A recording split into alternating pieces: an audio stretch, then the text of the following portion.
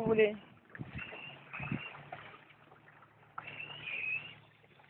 Si on a autant des frégates que des pélicans, des cormorans, c'est un endroit où ils ont fait leur nid. Maintenant, on a les petits, les oisigneaux qui commencent à grandir.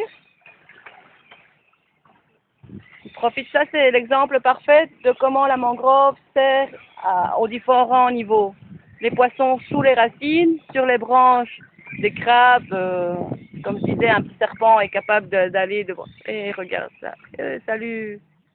La frégate mâle adulte devient tout noir comme celui qui vient de passer là. Sinon, si vous voyez, vous allez voir un peu les différentes étapes, les différentes phases d'âge. Les petits, les jeunes nés sont tout avec plein de duvet et tout blanc. Après ceux-ci, c'est des juvéniles. Ils ont la tête blanche encore.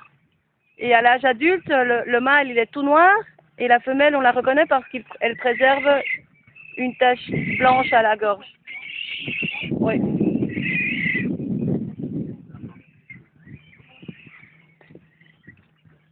Et alors, c'est un oiseau qui a une envergure, alors de pointe à pointe de ses ailes, ça mesure jusqu'à 2 mètres.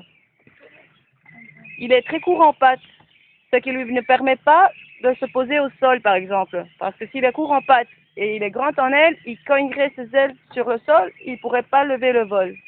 La même chose s'il tombe dans l'eau, il ne pourrait pas relever le vol. Alors, observez, vous n'allez jamais voir la frégate pêcher comme un pélican qui se lance depuis le haut, comme ça. Lui, la frégate, elle va à ras de l'eau, et avec son long bec, hop, elle prend un poisson aiguillette, par exemple. Un poisson aiguillette qui a la tendance à être toujours à la surface. Ou les choses plus importantes pour la frégate, c'est le poisson qu'il doit manger et les petites branches pour faire son nid. Elle ramasse les petites branches comme ça à ras de l'eau. Et sinon, vous avez vu qu'elle se bagarrait entre deux frégates. Ça, c'est après, ça, c'est l'exemple.